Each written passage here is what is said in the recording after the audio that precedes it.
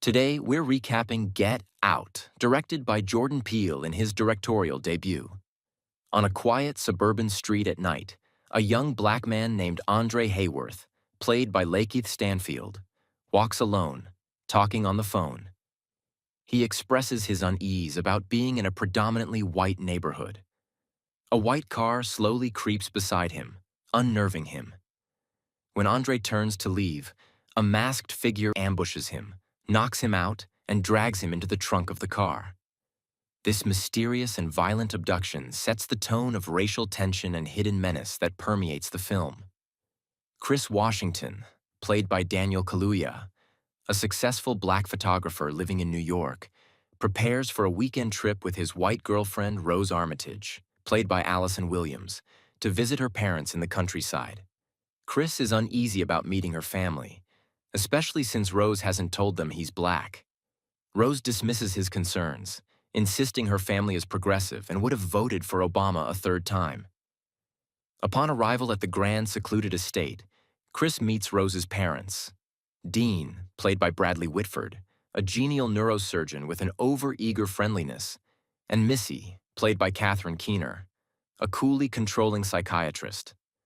They are superficially warm, but Chris senses awkward racial undertones in their remarks.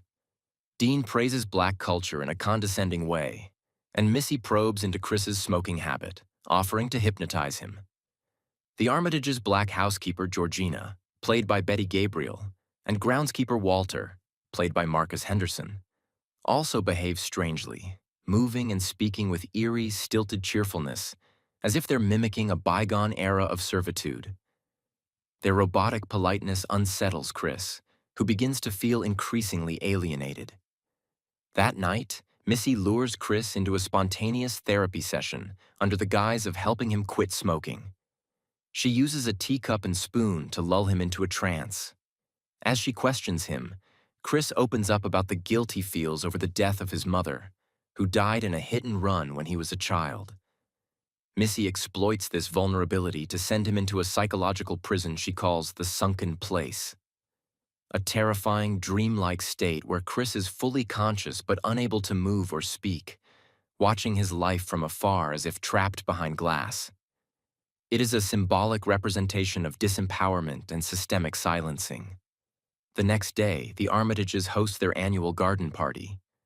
A parade of wealthy, elderly white guests arrives.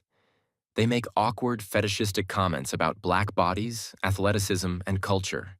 They treat Chris as an object of curiosity, barely veiling their racial biases.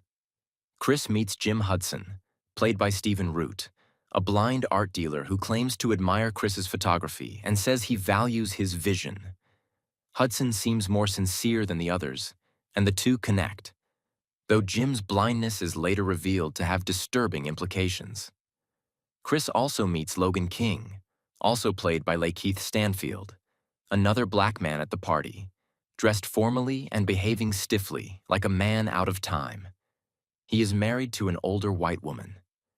Chris is disturbed by Logan's strange demeanor and decides to take a discreet photo of him.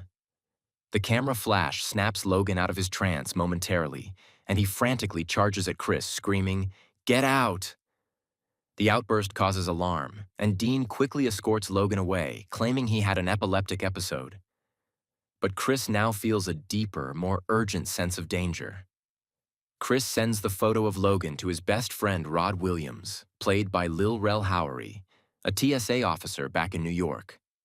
Rod recognizes Logan as Andre Hayworth, the man who went missing months ago.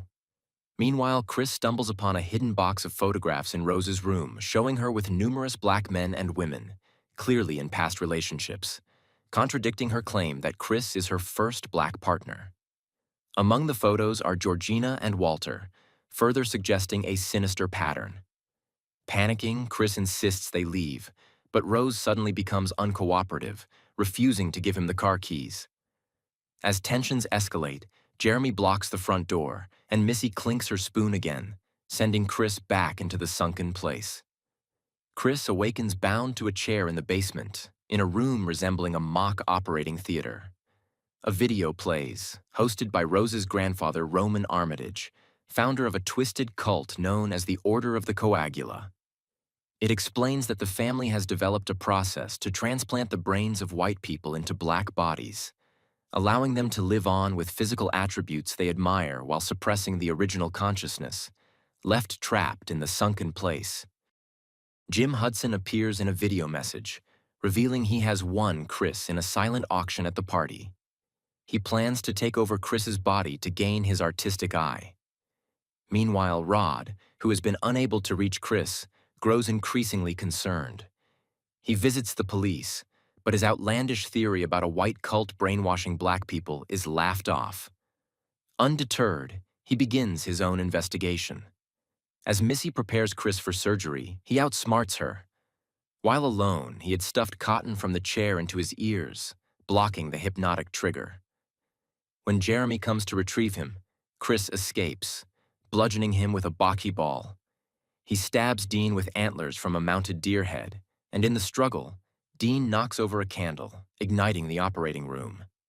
Chris kills Missy with a letter opener when she attacks him, then defeats Jeremy again as he tries to stop him from leaving. Bloodied but alive, Chris escapes in Jeremy's car. On the road, Chris accidentally hits Georgina. Haunted by the memory of his mother's hit and run, he stops and tries to save her. However, Georgina, actually Marianne Armitage, wakes and attacks him. The car crashes, killing her. Rose, armed with a rifle, arrives with Walter, who is actually Roman Armitage. In a tense moment, Chris uses the flash on his phone to free Walter's consciousness.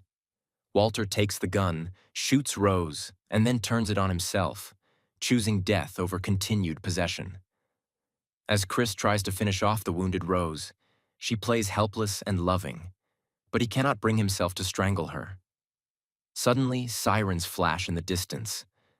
Chris freezes in fear, expecting the worst. But it's Rod, in his TSA car. He helps Chris into the car, leaving Rose dying in the road. The film ends with Chris finally safe, but deeply traumatized. Thanks for watching. Like and subscribe below to watch more movie recaps with Brian. Comment below which movie you'd like to see recapped next.